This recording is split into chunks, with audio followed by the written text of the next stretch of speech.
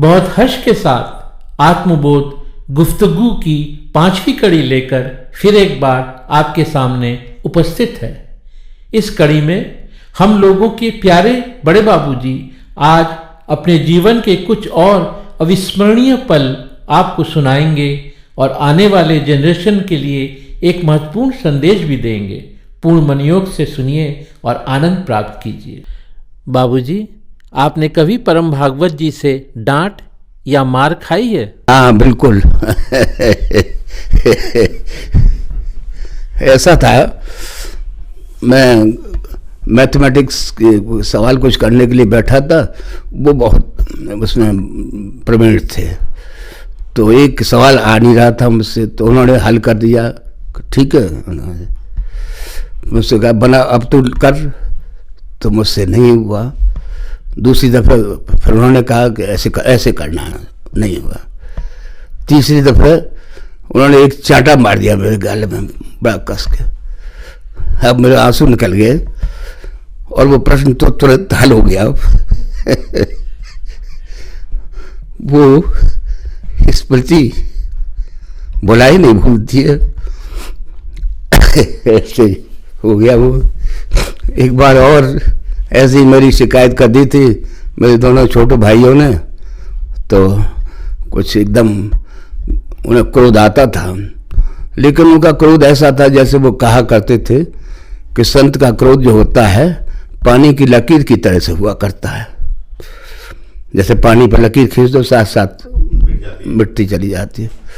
तो ऐसे ही वो गए हुए थे, तो टॉयलेट करके आए, हाथ धोते थे, नल वैसे थे, तो मैं खड़ा था।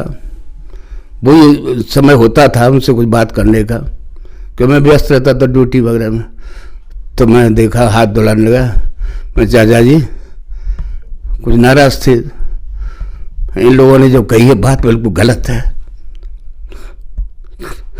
कहने लगे कि हम समझ गए, अब ठीक। शांत हो गए बिल्कुल, और तुम जाओ, मैं समझ रहा हूँ किसने क्यों कह दिया था। तो ऐसे ही संस्मरण याद आ जाते कभी, तो क्या कहे, ठीक है, उनकी कृपा है, दया है, अब भी होती रहती है। उसी के सहारे जीवन चल रहा है, और क्या है। उनकी कोई बात जिसको न मानने से आपको आज भी पश्चाताप होता है? हाँ, कभी कभी ये कहा करते थे कि तुम इस नौकरी को छोड़ दो, अरे परेशानी होती है, नाइट शिफ्ट भी रहती है, डे भी रहती है, सब कुछ रहता है, और कोई अध्यापक हो जाएगा तो मैं बहुत अच्छा तुम्हारा कैरेक्टर रहा है उसमें। लेकिन मैं अपनी जिद पे कुछ रहा। पश्चाताप यही होता है कि मैं उसी नौकरी में लगा रहा और जिसके रहा, ऐसे ही कुछ होता रहा। वो आज्ञा की अवहेलना ही करता रहा मैं, ये समझिए, उसका मुझे दुख है। ठीक है, मैं हो गया तो ठीक है। बाबूजी, आपके पास बैठने मात्र से एक अलौकिक प्रेम की अनुभूति होती है। इतना प्रेम आप कहाँ से छलकाते हैं?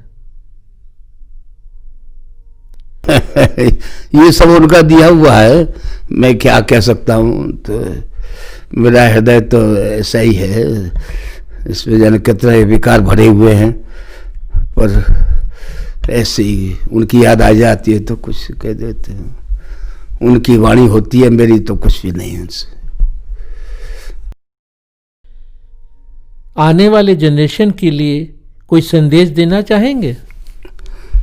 आने वाले जनरेशन के लिए तो आप इस समय का हाल देख ही रहे हैं, क्या हाल है। फिर भी मैं तो यही कहता हूँ कि ये सत्संग जो गुरु महाराज ने प्रारंभ किया था, इसमें शांति मिलेगी, और इसी के सहारे जो निकलते चले जाएंगे, आगे आगे बढ़ते चले जाएंगे, वही कुछ प्राप्त कर पाएंगे जीवन में। आवश्यकता इसी की है कि लोग समझें, पढ़ें, आगे बढ़ें, सब कुछ। ये तो वो स्वयं कहा करते थे कि आगे बढ़ो, ठीक है, लेकिन साथ साथ ये भी होना चाहिए। जीवन इसी के लिए मिला है, और अगर ये नहीं है तो कुछ फायदा हुआ नहीं जीवन धारण करने से, मनुष्य जीवन व्यर्थ ही चला जाएगा। सार्थकता इसमें इसी में है जीवन की कि कुछ अपना कुछ समय इधर भी दें, घर के भी कार्य करें, सब कुछ करें। जैसे गुरु महाराज ने कहा है उस तरह से चलने की आवश्यकता है। और एक सिद्धांत उनके जो हैं, पंडित जी महाराज स्वयं कहा करते थे, वो तो ईश्वर के वचन हैं, उनको मानना चाहिए सभी को। उसी के लिए प्रार्थना।